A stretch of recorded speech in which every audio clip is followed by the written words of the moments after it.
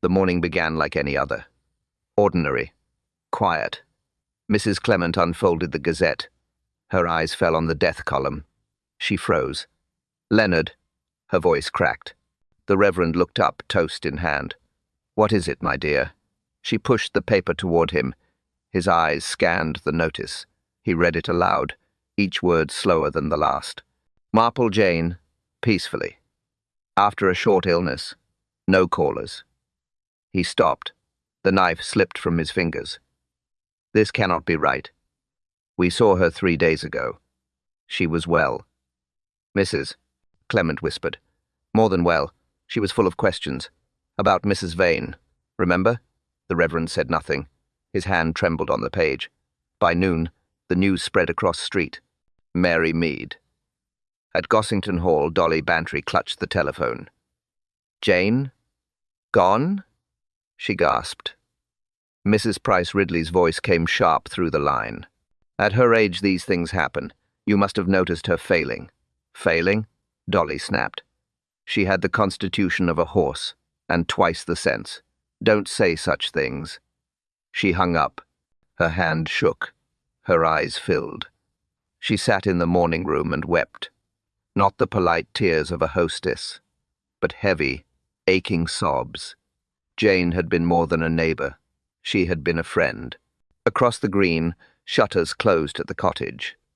A black ribbon fluttered on the door. At the police station, Constable Lake held up the Gazette. "Thought you should see this, sir." Inspector Slack frowned. He read the notice twice. His jaw tightened. Marple. Gone sudden-like. Lake shifted uneasily. "Dr. Haydock's handling arrangements. Body with him now." Slack grunted. "We'll pay respects when the time is right. And Lake, keep this quiet. No circus." Yet Slack's mind worked. He remembered her last words. Questions about Mrs. Vane. Too many questions. The timing was remarkable. Perhaps too remarkable. At the doctor's surgery, Haydock paused by his car. He stared at the timing. Nupper, blinds of the cottage. To others, he looked respectful. In truth, he was measuring, watching, waiting, because 3 days earlier, Miss Marple had fainted in his surgery. Not illness. Excitement. She had whispered, "Doctor, I know who killed Honoria Vane." She outlined it all. The details, the trap, the method. It was no accident. It was murder. But proof was another matter. She had said quietly, "People grow careless when they think danger is gone, when they believe I am no longer watching." So the plan was born. Her death announced. The cottage sealed, the village to mourn. And in that morning, the guilty would breathe too easily, move too quickly, reveal themselves. Now, behind the blinds, she sat upright, alive. Her needles clicked in steady rhythm. The village believed her gone, but her eyes were sharper than ever. Church bells tolled across the green. Their sound rolled like a summons. She smiled faintly. "Tomorrow," she murmured, "someone will betray themselves." A knock echoed at her door. Slow, deliberate. Dolly Bantry couldn't rest. She sat at the window, eyes fixed on the cottage. Across the green, blind stayed drawn. The black ribbon hung still. Too still. She whispered, "Something is wrong." Jane would never leave her house so lifeless. The morning dragged. Dolly paced the room. She returned to the window again and again. Habit made her reach for opera glasses. She raised them, ashamed yet curious. She focused on the sitting-room chair. Jane's knitting lay across it, but not right. Dolly narrowed her eyes. The needles were parallel. That was wrong. Jane always crossed them before leaving her work. Always. Dolly's voice cracked in the empty room. She would never leave them like that. Her gaze shifted. The postman walked past, shoulders stiff. He slid letters through the box as if the door might open and swallow him. Mrs. Weatherby crossed twice, eyes glued to the blinds. The village watched, but no one dared speak aloud what gnawed at them. Dolly's heart tightened. She whispered, "Jane, if you can hear me, give me a sign." But the cottage stayed silent. By mid-morning, the undertaker appeared. "Mr. Penry." Black coat, top hat, solemn face. He reached the gate. He hesitated. Dolly held her breath. He didn't knock. He didn't ring. Instead, he glanced around, then slipped to the back of the cottage. Dolly pressed closer to the glass. Minutes passed. 10, perhaps more. Her pulse quickened. Finally, he emerged. But he did not look dignified. He looked unsettled, nervous. He hurried away, back toward the church lane. Dolly whispered, "Strange, very strange." Her suspicion grew. She thought of the knitting, the ribbon, the undertaker. None of it fitted. By afternoon, she couldn't stay still. She stepped into her coat, crossed the green, and stopped by the gate. The ribbon caught her eye. Black silk. Proper width, but tied too neatly. Flat knot. Military precision. Not a village bow. Her stomach knotted. She leaned closer. She whispered, "This isn't right. Jane, what are they hiding?" Footsteps crunched on the gravel path. She turned. Inspector Slack approached. His face was somber, but his eyes sharp. "Lady Bantry," he said, touching his cap. She nodded stiffly. "Inspector, tell me the truth. Is she truly gone?" Slack cleared his throat. "Arrangements are handled by Dr. Haydock. For now, the body remains with him. Viewing will not be permitted yet." Dolly's hands shook. "I must see her, just for a moment. I must say goodbye." Slack's expression hardened. "Not possible, Lady Bantry. Medical reasons." "Medical reasons?" He didn't elaborate. "Dr. Haydock insists. We'll inform you when the time is right." Dolly's voice trembled. "So she is really gone. No mistake." Slack hesitated. His eyes flickered, unreadable. "No mistake," he said finally. He walked away. Dolly remained at the gate, staring at the ribbon. Her heart beat fast. Her eyes fell again on the cottage windows. Behind one blind, just for a second, she thought she saw movement. A shadow. She whispered, "Jane?" The shadow vanished instantly, leaving the window blank. At dawn, the wreath appeared. No one saw who placed it, but there it was. Mrs. Clement found it first. She stopped at the gate. Her eyes widened. White lilies. Fresh. Perfect. Expensive. Too perfect. Dew still clung to the petals. A card hung from the ribbon. She bent closer. Her lips moved as she read, "To Miss Marple, with deepest respect." Her hand shook. She whispered, "Marple?" She read it again. Still wrong. Jane Marple, not Marple. 50 years in the village. Everyone knew her name. She hurried back to the vicarage. "Leonard," she gasped. "There's a wreath at Jane's gate, but the card—" He frowned. "What of it?" She held out the words in her memory. They wrote Marple, not Marple, and the ink looked altered. The Reverend folded his arms. Curious. Very curious indeed. By mid-morning the whole village buzzed. Dolly Bantry crossed the green to see for herself. Inspector Slack stood at the gate already, notebook in hand. "Morning, Lady Bantry," he said without looking up. She nodded, eyes fixed on the wreath. "It's wrong," she said. Slack raised a brow. "Wrong how?" "The name. The ink. Look closely." He bent. His eyes narrowed. 2 inks, 2 pens, 2 hands. The words with deepest respect in blue. But the name, Miss Marple, in black. And the black ink bled, as if written over something older. Slack muttered. Someone corrected this. Clumsily. Wrote Marple first, then changed it. Dolly's voice was sharp. Why not use a new card? Any florist would provide one. Slack didn't answer. His jaw tightened. He tapped his pencil on the notebook. Later, at Benham Bloom's, the florist himself explained. "Telephone order. Come. Late. After closing, a man's voice, muffled, said lilies, white, perfect circle, cost no object." Slack asked, "And the message?" The florist frowned. He dictated it. "To Miss Marple, with deepest respect, I wrote it exactly." Dolly leaned in. "But the card reads Marple." The florist scratched his head. "Odd that. I wrote Marple, I'm certain, but by morning it looked changed. The letters R and P had shifted, almost like someone tampered with it. Slack pressed. The call where from? The florist nodded slowly. Public phone box, I'd wager. Echo on the line. Heard cars passing. Not from a home. Slack and Dolly left, thoughtful. They drove through nearby lanes. 3 telephone boxes within reach. One by the station, one in Much Benham's Green, and one, lonely, by the road near Vane House. Slack stopped there. He pushed open the door. The shelf beneath the phone was dusty, but not entirely. Tiny grains of white pollen clung to the wood. The same pollen as on the wreath. Dolly leaned closer. Her eyes caught something darker, a smear of tar, faint, greasy.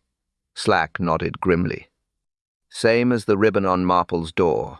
Whoever placed that wreath used this phone. Dolly's voice was low. And whoever they are, they don't even know her name. Slack closed his notebook. Or worse, Lady Bantry. They know it too well. The cottage was dark. The blind stayed drawn. The ribbon fluttered faintly. But inside, Jane Marple sat upright, alive, alert, waiting. Her knitting needles clicked softly. Steady, patient, purposeful. Dr. Haydock sat across from her, medical bag at his feet. His forehead glistened. Jane, he whispered. The whole village believes you gone. She nodded once. Good. That is what we need. He sighed. Dolly Bantry begged to see you. I had to refuse her. She was in tears. Jane's eyes softened. Poor Dolly, but this play must be acted through. One slip and all is lost. Haydock leaned forward. Your plan unnerves me. A false death? A forged notice? Even Slack suspects something unusual. Her needles paused. Then she spoke slowly. 3 days ago, I saw it clearly. Honoria Vane was murdered. Her heater tampered with. Soap and wool used to block the vent. Deliberate. Calculated. She lowered her voice. And someone in this village fears I saw too much. Haydock's shoulders slumped. You think your own life at risk? Jane gave a faint smile. My life has always been at risk, Doctor. Truth is never safe. Her eyes grew sharper. But if they believe me dead, they will relax. They will move freely. They will reveal themselves. Haydock rubbed his hands. The undertaker has been seen near your cottage, but Penry swears he was in Benham at the time. Which means someone played a part. Jane finished. A disguise. An impersonation. And why? To make my death look official. To silence questions. She placed her knitting on her lap. They've tied a ribbon with a sailor's knot, ordered lilies from a public box, written my name wrong on the card. Each detail is clumsy. Each detail betrays haste. Haydock frowned. But the villagers don't see these things. Jane looked at him steadily. Dolly does. Dolly has learned from me. She noticed the knitting. She noticed the ribbon. She is already suspicious. Haydock muttered. If she presses too far, she may put herself in danger. Jane leaned back. That is why we must act quickly. Slack must be drawn in. Quietly, without alerting the guilty. Haydock shook his head. He despises your methods. A spark of amusement flickered in her eyes, and yet he follows them every time. The clock ticked between them. Outside, the village carried on in mourning. Inside, Marple sharpened her trap. She whispered, Guilt is a restless thing. It pushes the guilty to act when they think no one sees. Her hand hovered over her notebook. She wrote a single line. Watch who moves too soon. Haydock rose, lifting his bag. I must face them. If I linger, they'll question me. Marple nodded. Go. And remember, every sigh, every glance, every hasty word, they all matter. He left through the back door. The cottage fell silent again. Her needles clicked once more. Then 3 sharp knocks echoed at the front. Not timid, not neighborly. Firm, slow, deliberate. Jane set her knitting aside. They've come already, she whispered. The Bluebird tea room buzzed. Every table filled. Cups clinked. Voices dropped low. News of Miss Marple's death had spread fast. Now, everyone wanted to talk about it. Mrs. Clement sat by the window, tea untouched. Her spoon turned round and round. Across from her, Dolly Bantry tore a scone into crumbs. She muttered, "I cannot stop thinking of her. She was too lively, too sharp. Only days ago she was asking questions." Mrs. Clement leaned closer. She spoke to me of Mrs. Vane. Said the sitting room was too neat. Said the clock was wound when it should not have been. She was troubled. Dolly's head snapped up. Troubled how? The basket was moved, from left to right. Jane remembered. A left-handed woman keeps it close, but it was shifted. Wrong side. Dolly pressed her lips. Jane noticed everything. Always. If she thought something odd, then it was. At the next table, 2 villagers lowered their voices. Peaceful, they said. But was it? Dr. Haydock's handling the body. No one's allowed to see. Strange, isn't it? The murmur carried. The air thickened with rumour. Inspector Slack entered quietly. He doffed his cap. "Ladies," he said. He slid into their table. "I'd like to hear again about the ribbon, Lady Bantry." Dolly straightened. It was tied too neatly. Not a village bow. Flat. Precise. Almost military. Slack nodded slowly. "I examined it myself this morning. It's a reef knot. Perfect symmetry. Only trained hands tie like that. Sailors. Soldiers. Not housewives." Mrs. Clement frowned. "Is that important?" Slack tapped his notebook. "Important enough. Reef knots don't appear on mourning ribbons by chance." He lowered his voice. "Someone wanted to send a message, or cover their tracks. Either way, it doesn't sit right." Dolly leaned forward. "Then you don't believe it either? You don't believe she died of illness?" Slack's face stayed blank. "I believe only what the facts show, and right now the facts are odd." The doorbell jingled. Every head turned. Miss Beatrice Pike stepped inside. She paused, scanning tables nervously. Her hands clutched her handbag tight. Dolly's eyes narrowed. She noticed the cuts across Pike's fingers. Fresh. Rough. Not the hands of a companion doing light housework. "Miss Pike," Dolly called, her voice sharp but polite. "Do join us." Pike hesitated, then slid into the empty chair. "I hope I am not intruding." "Not at all," Dolly said. "We were just speaking of Jane." Pike's eyes lowered. "Such a loss. She visited me often, asked endless questions about Mrs. Vane, about the heater, about the night she died." Mrs. Clement leaned in. "And what did you tell her?" Pike's teacup rattled on the saucer. "That it was a dreadful accident. The vent must have been blocked. No one's fault." Slack scribbled notes, his eyes never leaving her face. Pike looked down at her hands. The faint soot still under her nails caught Dolly's eye. Dolly spoke quietly. "You've been busy, Miss Pike." Pike forced a smile. "Papers. Burning papers. The estate left such clutter." Slack's pencil froze. "Burning papers?" Pike's lips trembled. "Yes. Only old bills. Nothing of value." Dolly's voice cut through the tea room. "Or something you did not want Jane to see." Inspector Slack pushed his cup aside. His eyes locked on Pike. "Tell me more about these papers." Pike swallowed. "Estate matters. Receipts. Letters. Useless clutter." Dolly leaned forward. "Burned in the kitchen range?" "Yes," Pike whispered. "The fire was hot, but some ink clung stubbornly." Slack wrote quickly. "You burned them yesterday?" She nodded. "In the afternoon." Dolly noticed her hands again. Red cuts, black smudges, nails rimmed with soot. "You've been working hard," Dolly said evenly. Pike shifted uneasily. "Someone had to put the house in order. Giles cannot manage everything." Slack looked up. "Where is Mr. Vane now?" "At home," she said. He wished to avoid gossip. Dolly's tone sharpened. "He seems to avoid much." Before Pike could answer, the tea-room door opened. Giles Vane entered. His face brightened at the sight of Pike. "There you are," he said quickly. "I've been looking everywhere." He turned to the table, trying for charm.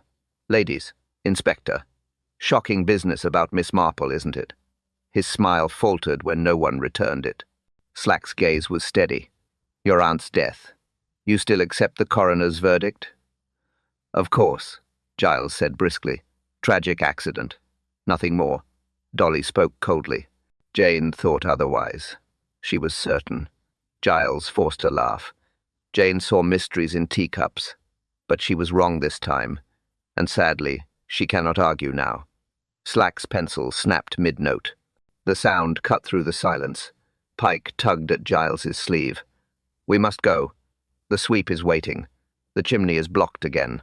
Slack leaned back, watching. A sweep today? Yes, Giles said quickly. Household nuisance. Nothing important. They left in haste. Chairs scraped. Cups rattled. The tea-room stirred with whispers.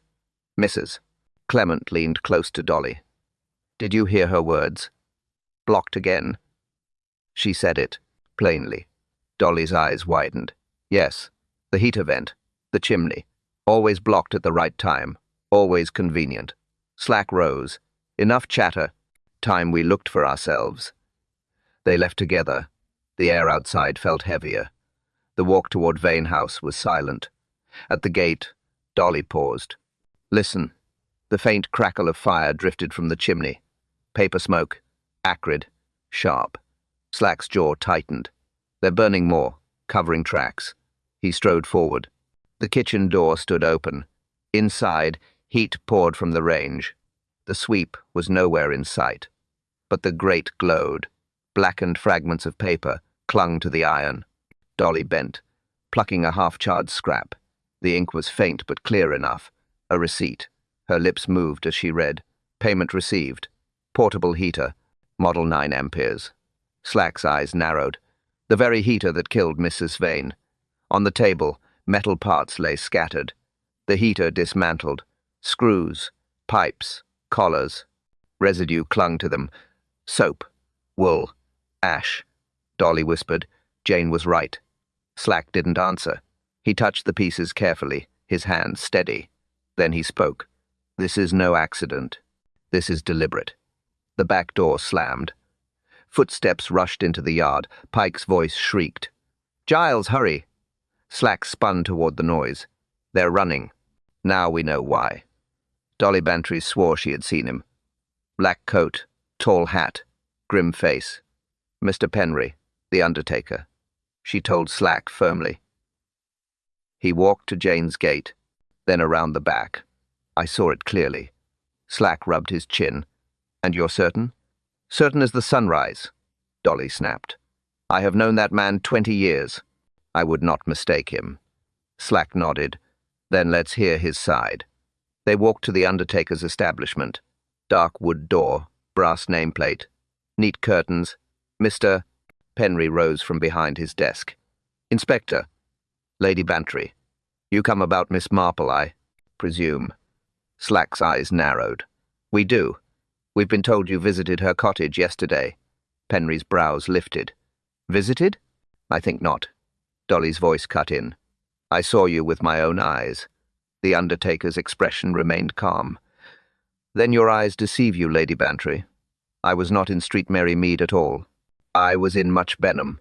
Slack asked. Can you prove that? Penry slid open a drawer. Receipts. Papers. He handed one over. Consultation with the Monument Works. Henderson Memorial. Yesterday morning. Signed and stamped. Slack studied it. The time matched. Dolly frowned deeply. I know what I saw. Penry folded his hands. Then perhaps someone wished to be seen as me. It happens, Inspector. A black coat, a tall hat, easy enough to copy. Slack's pencil scratched in his notebook. You're saying an impersonation, Penry inclined his head. Quite possibly, but I assure you no one from my staff was involved. All arrangements were ordered to pass through Dr. Haydock. I was told so directly. Dolly's lips tightened.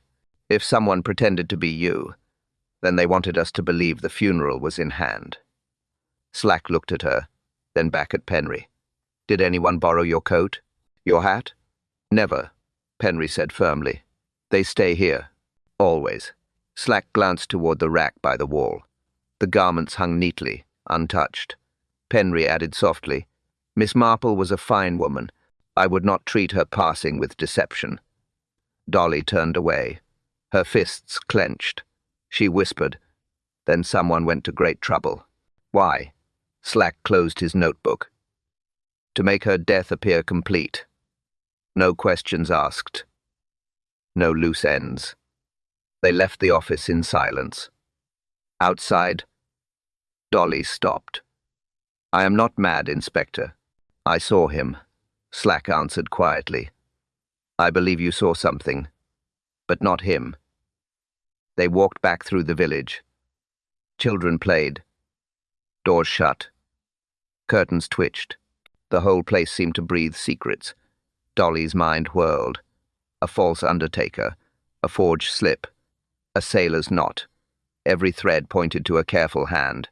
Slack said suddenly, "Whoever it is knows our customs, knows how to look official, knows how to fool the village." Dolly whispered, "Then it must be someone close, someone we all accept without question." Slack stopped walking. His eyes scanned the cottages. Close indeed, which means danger is nearer than we think. A cry rang out from across the green. Urgent. Frantic. Fire. At Vane House. The fire at Vane House was small, quickly smothered, but the smell lingered in the air. Villagers gathered at the gate. Dolly Bantry pushed through, Inspector Slack beside her. In the kitchen, smoke curled from the range. Giles Vane waved his arms. "Nothing serious. Some ash caught. No damage done." Slack bent to the grate. Half-burned scraps clung stubbornly to the iron. He pulled one free with his pencil. "More receipts," he muttered. The ink blurred, but Dolly could make out words. "Insurance premium, heater repair." Her lips pressed tight. "They keep burning the very things Jane spoke of." Slack dropped the scrap into his notebook. He straightened. His eyes swept the kitchen. Something caught. A strip of ribbon. Black. It lay half hidden under the table leg. He picked it up. The knot was sharp, flat, symmetrical. His thumb came away sticky. Tar. He held it up. "Lady Bantry, take a look." She peered closely. Tar smeared the knot. Not much. Enough to stain the cloth. Slack's voice was grim. "Same residue I found at the phone box. Whoever tied this used the same hands." Dolly whispered. "They tied Jane's ribbon. They ordered the wreath. And now they burn every trace of the heater." Giles Vane stepped forward, blustering. "You have no right to accuse. This is my house." Slack ignored him. His gaze swept higher. The windowsill bore faint, yellow dust. Pollen. Fine and fragile. The same dust from the lilies. He scraped a bit with his knife. "Left here. Carried in from the wreath. Someone stood at this very window after placing it." Dolly's eyes darted toward the back door. Miss Pike hovered there, pale. Her fingers twisted her handkerchief. "You've been cleaning," Dolly said.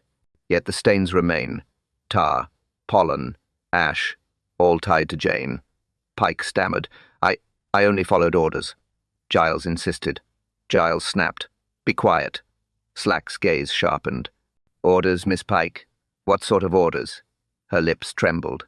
"Just to clear things. To burn papers. To tie the ribbon properly." He said it must look respectable. Slack's pencil scratched hard against his notebook. "Respectable? Or convincing?" Dolly's voice was soft, but cutting. "You thought Jane gone? You thought no one would notice? But we notice, Miss Pike. Every careless mark." Pike's hands shook. "I wanted no harm. I only helped." Slack closed his book with a snap. "Enough. Both of you stay in the village. No trips. No trains. No excuses." He turned to Dolly as they left the house. "Every clue links back. Ribbon, wreath, heater. But who pulls the strings? Vane? Pike? Or someone cleverer still?" Dolly's eyes narrowed. "And Jane waits behind her blinds, watching. If only she could see what we see." Slack's voice dropped. "She will. But first we need proof. Solid. Undeniable." They stepped into the lane.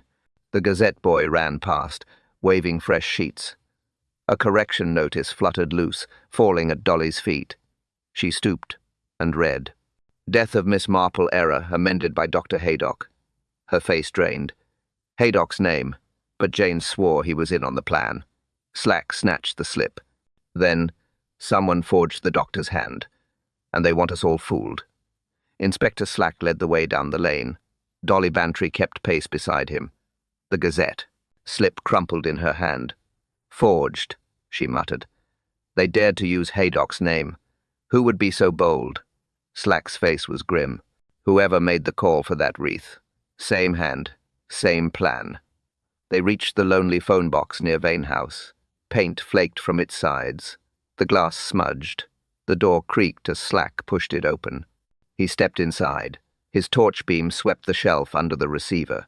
He crouched. Dust lay thick across the wood, but not everywhere. He touched a smear. White powder clung to his finger. He sniffed. Lily pollen, same as the wreath. Dolly leaned in. And there, that dark mark. A faint, greasy streak stained the corner. Slack rubbed it. His finger came away black. Tar, he said. The same as on the ribbon knot. No question. He scanned lower. The floor bore faint scratches. Not old, not worn. Fresh. Boots stood here long, waiting, nervous. Dolly folded her arms. So it was here the order was placed, from this very box, not by accident, by design. Slack nodded. And not just anyone, someone who works with tar, or soot, or both. The lane was silent.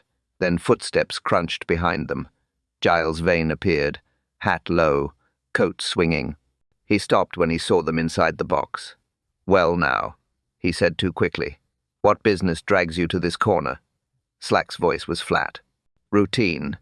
Checking village phones. And you, Mr. Vane? What brings you here? Giles forced a smile. Taking the air. Clearing my head. All this gossip weighs heavy. Dolly's eyes narrowed. Strange place to clear one's head, especially when your house still smells of smoke.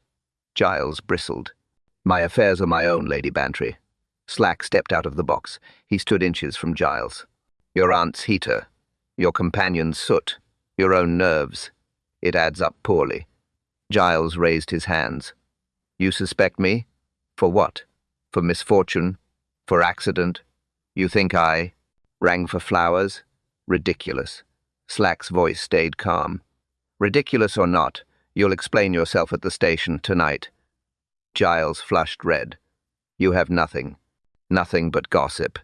He turned sharply and strode off, but his gait was uneven. One boot scuffed louder than the other. Dolly whispered, Did you see? He limps when pressed. Nervous as a schoolboy. Slack's jaw set. He's hiding something. The question is what, and who helps him. They left the box. The wind rustled across the hedges. The village seemed to hold its breath. Back at the green, the Gazette boy still shouted, Correction! Correction in today's sheet. Slack stopped him. Who gave you this? The boy shrugged. Slip was dropped at the office, folded neat. No signature. Slack tucked it into his coat. Another forgery. Another mask. Dolly's eyes were sharp. If Giles placed the wreath, why spell Jane's name wrong? Slack's reply was cold. Because, Lady Bantry, maybe it wasn't Giles. He turned toward the cottage. And the one who did knows Jane isn't dead. Inspector Slack returned to Vane House. Dolly Bantry went with him. The door was ajar. Inside, the air reeked of smoke. Miss Pike hovered in the kitchen, her face pale, her hands restless. Slack's eyes fell on the table. The heater lay in pieces. Pipes, screws, collars, bolts, neatly spread as if examined. He stepped closer. Soap clung to the venting pipe. Bits of grey wool jammed against the collar. He said quietly, exactly as Miss Marple described. Dolly leaned over. So she was right. It wasn't accident. Someone blocked it deliberately. Pike whispered, You can't prove that. Slack's head turned sharply. Her lips trembled, her nails black with soot. You handled this, he said. Why? She shook her head. Giles told me. He said dismantle it, burn what's left. He didn't want it used again. Dolly's tone was sharp. Not used again or not discovered. Pike flinched. I only followed instructions. Slack bent to the hearth. Half-burned scraps still glowed. He lifted one with his knife. An insurance slip. The top line survived. Policy number 3421, Mrs. A. Vane. He pocketed it, his voice low. So Giles had motive. Insurance. Large policy. Plenty to gain. Pike whispered again. You don't understand. He loved her. He would never. The back door creaked. Giles stepped in, face flushed. He froze at the sight of Slack holding the scrap. Slack's gaze pinned him. Care to explain this, Mr. Vane? Giles forced a smile. Old papers.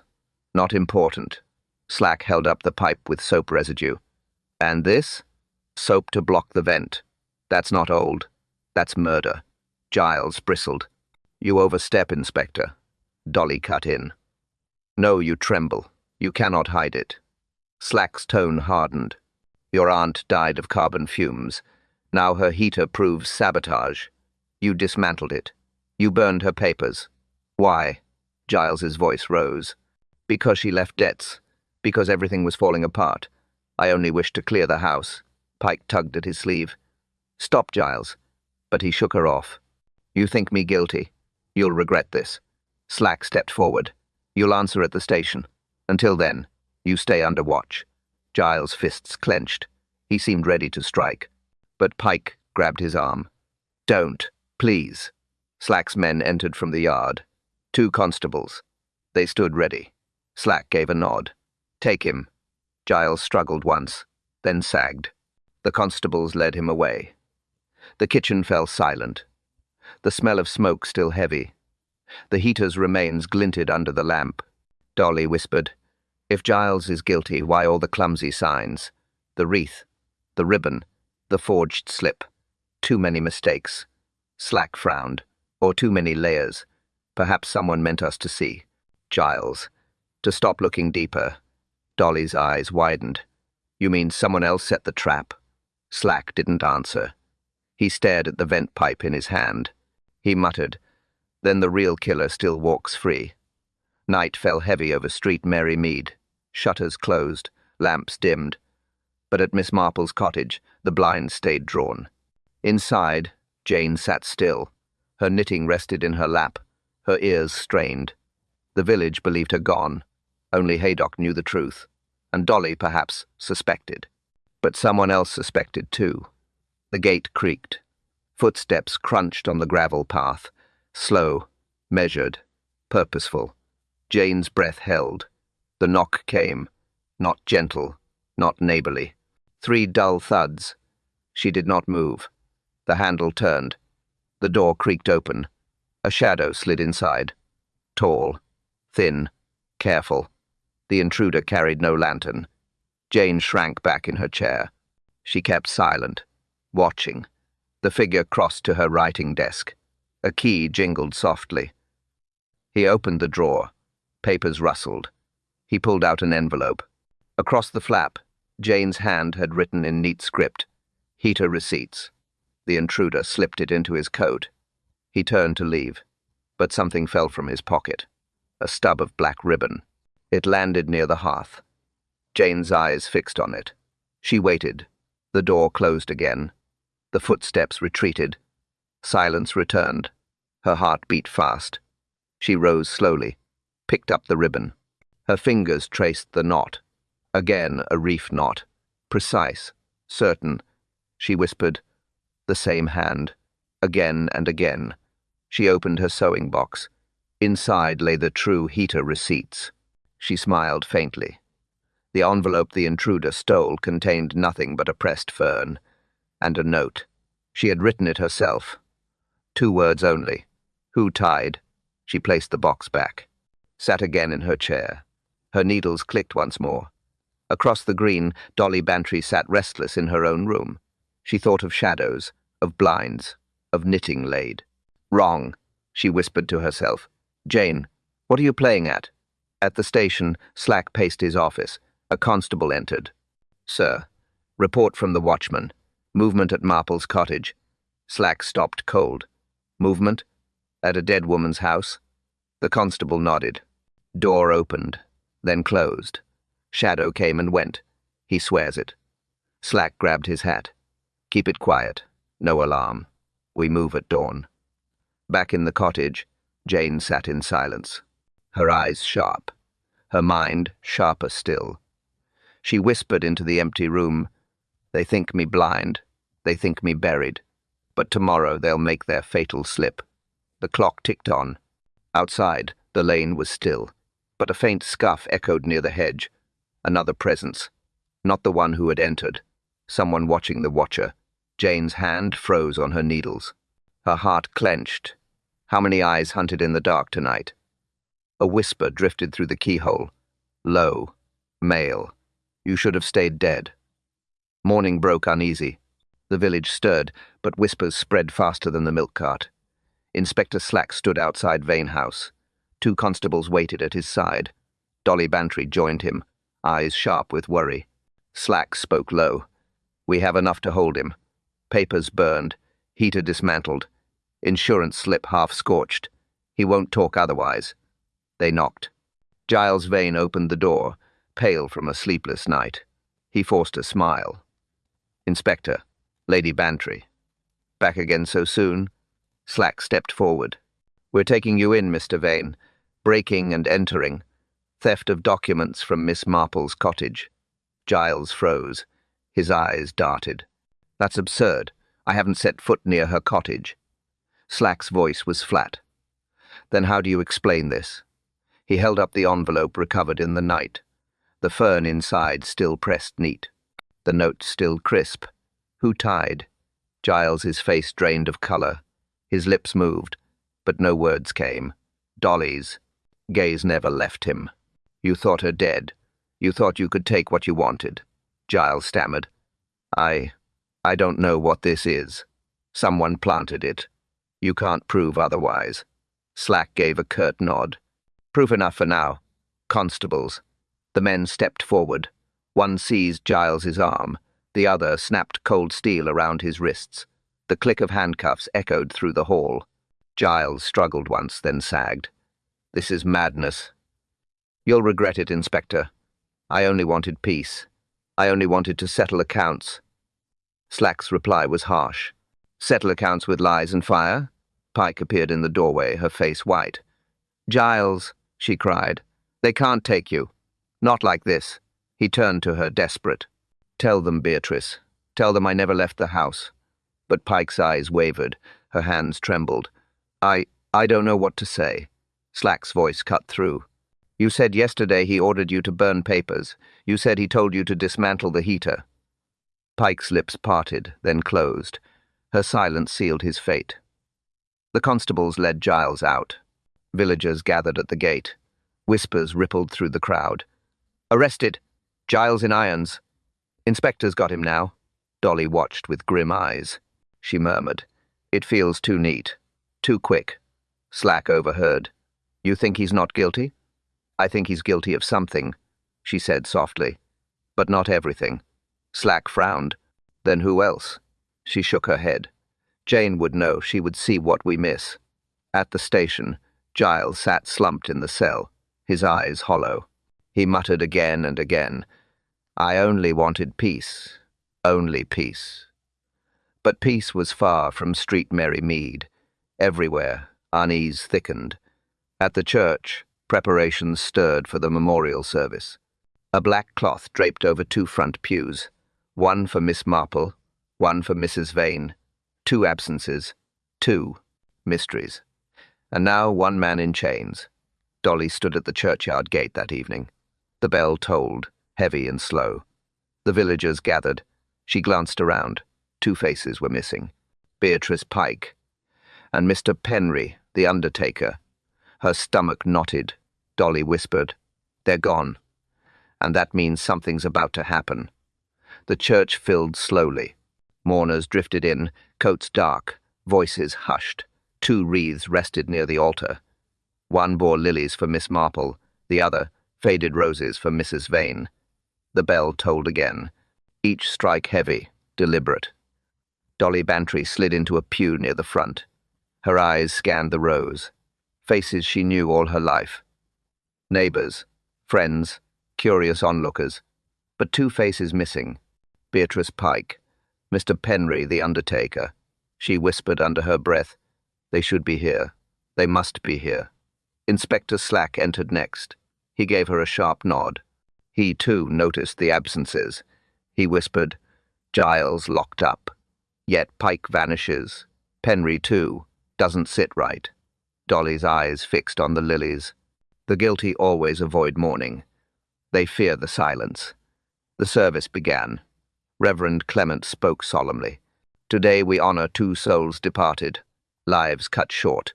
May truth bring comfort where answers fail." Murmurs rippled. Truth, answers. But no one believed comfort would come easily. Slack's gaze shifted constantly. Each cough, each shuffle drew his suspicion. He leaned toward Dolly. "This service is cover. Mark my words. While we sit here, someone plots." She nodded faintly. Her eyes darted to the doorway. Still no Pike. Still no Penry. She whispered, "Where are they, Inspector? What are they doing now?" Slack scribbled in his notebook. "Two absences. Two lies waiting. When they reappear, it will be with new stories." The choir sang low. The hymn drifted through the stone arches, but Dolly barely heard. Her mind replayed every detail. The soot on Pike's hands, the ribbon tied too neat, the phone box with tar and pollen, the forged slip with Haydock's name. Threads tangled together. But one thing clear. Jane had seen it first. Jane had staged her own death to catch it. Dolly whispered, "Come back, Jane. Show yourself. Before it's too late." Slack's pencil paused. He muttered, "She will. She always does." The service ended.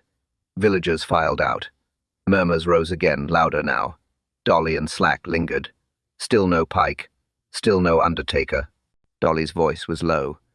"They stayed away on purpose, afraid of what eyes would see in church, afraid of a slip in prayer."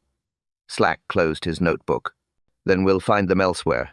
Vane house, the undertaker's rooms, wherever they hide." They stepped outside. The sky had darkened. A chill spread through the yard. Villagers clustered in groups. Gossip buzzing. Suspicion brewing. Dolly drew close to Slack, her voice firm. "You must look tonight. Not tomorrow. Tonight." Slack nodded once. "I agree. We'll search. Quietly." Just then, a boy ran up breathless, cap askew, eyes wide. "Inspector, Lady Bantry, I saw them. By the lane near the Vane orchard. Both of them. Talking fast. Arguing." Slack's eyes flashed. At last. Together. Dolly gripped his arm. "Then this is it. The truth waits there." The boy swallowed hard. But they weren't alone. Someone else stood in the shadows with them. The orchard lay dark. Wind hissed faintly through bare branches. 3 figures stood near the hedgerow. Dolly Bantry crouched low with Inspector Slack. The boy who guided them pointed. "There. Look." Beatrice Pike shifted nervously. Her voice trembled. "We shouldn't be here. It isn't safe." Mr. Penry's tone was flat. "Safe or not, we must speak. The inspector already suspects. And Lady Bantry watches too much." Slack's eyes narrowed. "Good lad," he whispered to the boy. "Go back now. Leave the rest to us." The boy ran off. Dolly leaned closer. "Listen. They're frightened. But of whom?" In the orchard, Pike wrung her hands. "Giles is locked away.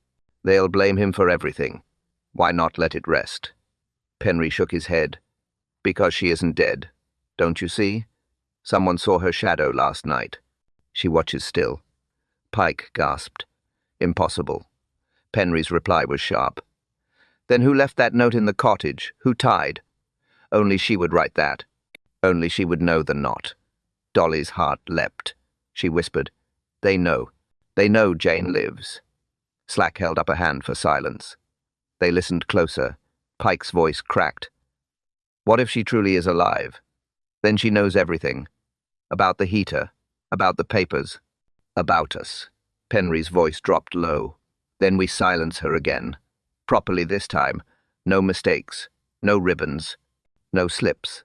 Dolly's hand shot to Slack's sleeve, her whisper urgent. "Did you hear? He means to kill her. Tonight." Slack's face hardened. "We move soon." "Not yet. Let them reveal all." In the orchard, a third voice spoke suddenly, deeper, steadier. "You won't have to. I already set things in motion." Dolly stiffened. "That's not Giles." "Who is it?" The shadow stepped forward. The moon slipped between clouds, a face half-lit, familiar, trusted. "Dr. Haydock." Pike gasped aloud. "You, but you said—" He cut her off. "I said nothing. I let you believe. And while the village mourned, I took care of the real evidence." Penry hissed. "You forged the correction slip." Haydock nodded once. "And more. Without me, you would already hang.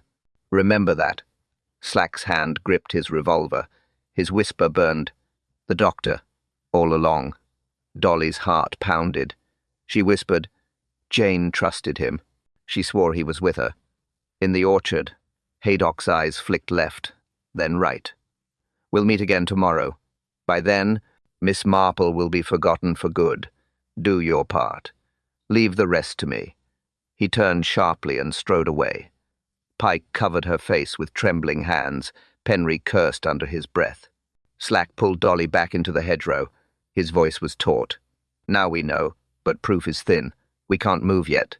Dolly's voice shook. "If we wait, Jane may not live till morning." The orchard fell quiet.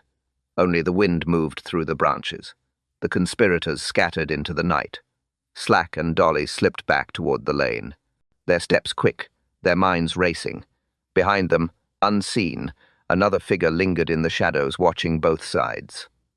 Morning smoke drifted from Vane house. Too much for a kitchen fire, too heavy. Dolly Bantry smelled it first. She tugged Slack's arm. "They're burning again." Slack strode through the gate. He pushed the kitchen door wide. Heat struck them at once. The range roared.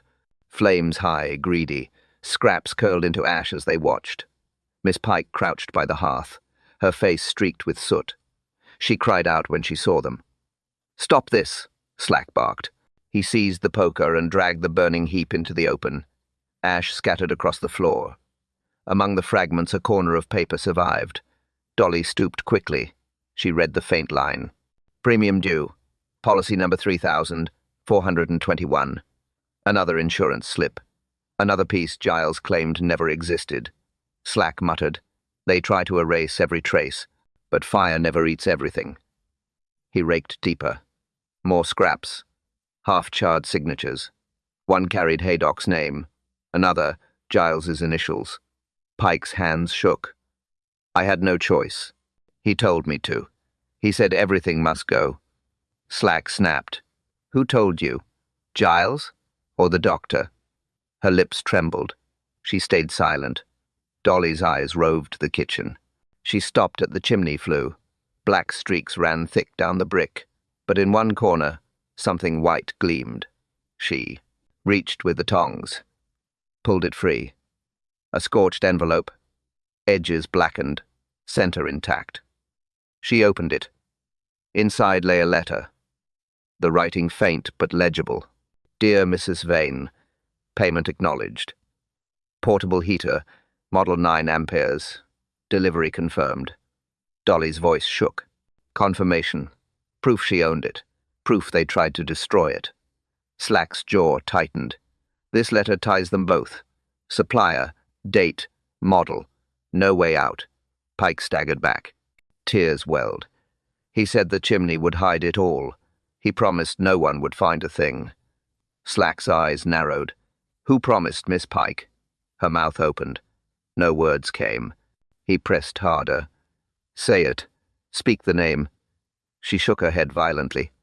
"I cannot. He'll ruin me. He'll ruin us all." Slack turned to Dolly. "She means Haydock. You heard him last night, same as I did." Dolly nodded slowly. "Yes. But if we accuse without proof, he'll claim it lies with us. The village trusts their doctor, not the inspector, not me." Slack held up the envelope. "Then this is the start, and I'll find the rest." Suddenly, a crash upstairs. A door slammed. Heavy boots thundered down the staircase. Penry burst into the kitchen, his face red, his hands black with soot. He stopped dead when he saw the letter in Slack's grip. His eyes flicked to Pike. She flinched. Slack raised his hand. No one moves. Not a step. Penry's mouth opened in a snarl. You don't understand. None of you. This goes deeper than Giles, deeper than Vane. You'll never catch the one who started it. He lunged for the letter. Slack held fast. The envelope tore in two. The village green stood hushed. Curtains drawn. Doors half open. Whispers spread faster than footsteps. News had broken. Penry detained.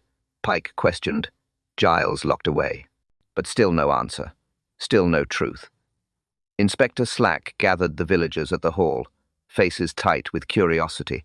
Murmurs filled the, quote, benches. Dolly Bantry sat near the front. Her hands gripped her gloves. Her eyes never left the platform. Slack cleared his throat. You have all heard rumors. You have all spoken too soon. Tonight, we end that. Tonight, you will see the truth. A ripple stirred. Questions hissed. What truth? About Miss Marple? About Mrs. Vane? Slack raised a hand. Patience. The side door creaked. Every head turned. A small figure stepped in, walking stick in hand, eyes sharp as glass. Gasps rose. Alive. Miss Marple. Impossible. Jane moved slowly to the front.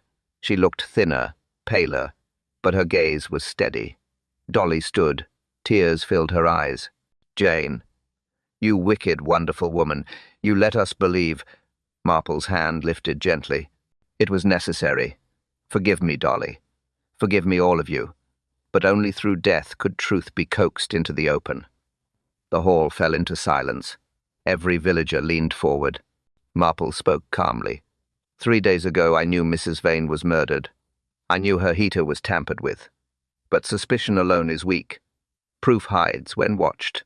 So I chose to vanish. I chose to let the guilty breathe freely. She paused, scanning faces. They tied my ribbon with a sailor's knot. They ordered lilies through a box. They spelled my name wrong. They forged Dr. Haydock's slip. Each act a blunder. Each act revealing more. A murmur ran through the crowd. Eyes darted toward Pike, toward Penry, toward the empty space where Haydock should have been. Marple's voice sharpened. Giles Vane dismantled the heater, yes. Pike burned papers, yes. But both were pushed, guided, used, and the one who guided hides behind a mask of trust. Slack stepped forward. You mean the doctor? Marple's nod was slight. Dr. Haydock, my friend, my ally. Yet he deceived us all. He forged notices. He whispered orders. He played both sides. The hall gasped.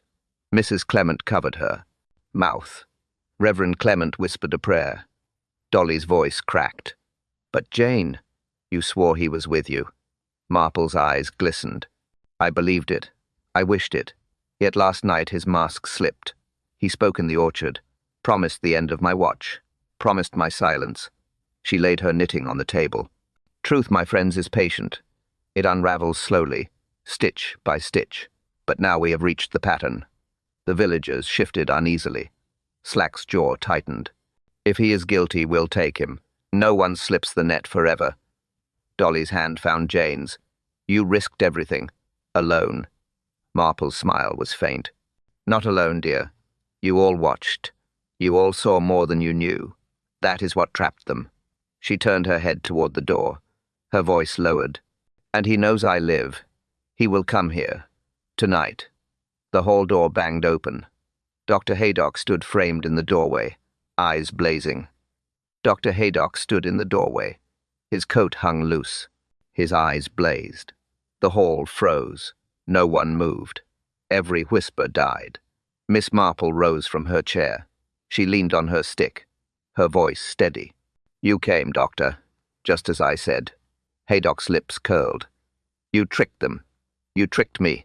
I warned you to stay buried. Dolly Bantry gasped. You threatened her. Last night in the cottage it was you. Slack stepped forward, hand on his revolver. Dr. Haydock, enough. You'll answer for this. But Marple lifted her hand. Let him speak first. The guilty reveal more in words than in silence. Haydock sneered. Very well. You think yourself clever, Jane. But you see only half. I forged the slips. Yes. I staged the ribbon, yes. But I never killed Mrs. Vane. Gasps spread through the hall. Mrs. Clement whispered. Then who? Marple's eyes never left him. You guided it. You pressed Pike. You pushed Giles. You told Penry when to appear. But the hand that blocked the heater was yours. Haydock laughed bitterly. Prove it. Marple lifted the charred envelope from the table. Proof lies here. Insurance confirmation. Delivered with your signature as witness. Yet you claimed never to see it. A lie too neat. Slack held the torn letter high. His name, clear as day. Haydock's jaw tightened. He looked at Pike. You weak fool. You should have burned it all. Pike shrank in her seat. Her voice shook. You promised it would end. You said no one would ever know. Penry snarled from the corner. You dragged us all down. Your plan. Your orders. We only followed. Haydock's face twisted. Followed gladly. You wanted her wealth. You wanted her silence. I only gave you means. Marple tapped her stick once. Yet guilt rests most on you. You doctored records. You falsified papers. You swore her death was natural. You buried the truth under lies. The villagers murmured. Trust shattered. Their doctor, their healer unmasked. Dolly whispered. Jane, you've caught him. Marple's eyes sharpened. Not yet. Listen well. She faced Haydock. Your knot betrayed you. A sailor's knot. Tied with skill. But you forgot I have eyes for detail. You tied one for me long ago, when you boasted of summer voyages. That memory condemned you. Haydock's face drained. The hall stirred with shock. He had tied his own noose years before. Slack stepped closer. Enough games. You'll come with me now. Haydock's eyes darted. His hand twitched toward his coat. The room tensed. Marple's voice rang out. Doctor, do not add violence to your crimes. You are caught already. Spare yourself further shame. For a moment, silence. Then Haydock slumped. His shoulders sagged. His voice bitter. She was going to expose me. Mrs. Vane found out about the forged accounts. I couldn't let her. The heater was simple. Clean. Quick. No trace. Until you interfered. He glared at Marple. You meddle? Too far, Jane. Always. Slack snapped the cuffs shut. Haydock's last words hissed. But you haven't seen the end yet. Dr. Haydock stood cuffed, his breath harsh, his eyes burning.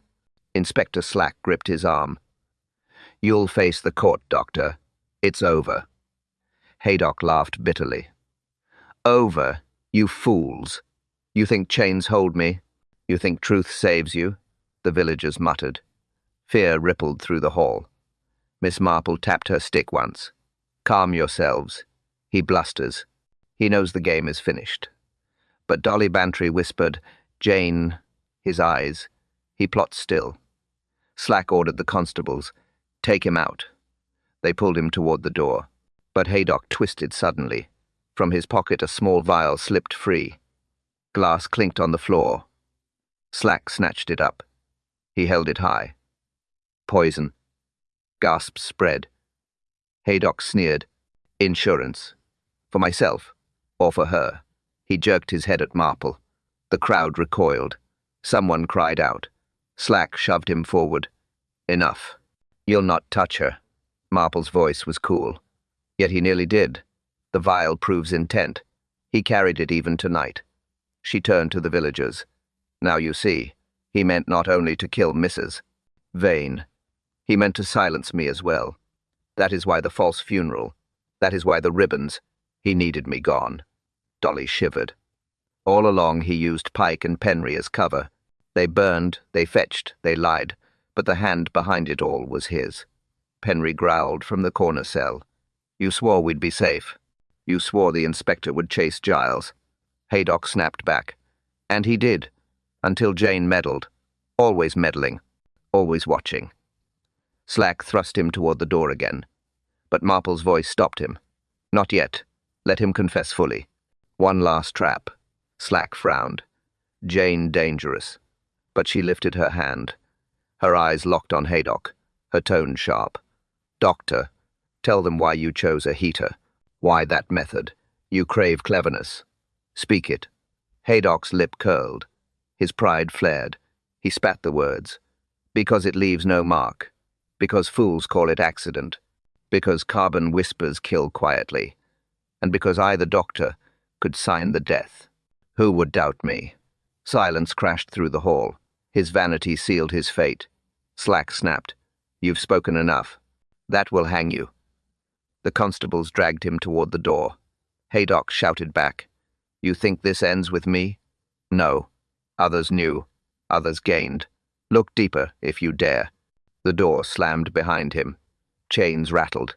His voice faded into the night. The hall exhaled. Whispers turned to shouts. Shock. Relief. Anger. Dolly grasped Marple's hand. You've done it. You've caught him. Marple's voice was soft. Yes, but remember his words. Others gained. Others watched. We have one truth, not all truths. Slack frowned. You think another hides still? Marple's eyes went distant. Not think. No. The final stitch is yet undone. The lamp flickered. The villagers stirred uneasily. A knock thundered at the hall door. A voice called, sharp and urgent. Inspector, a body's been found at the orchard.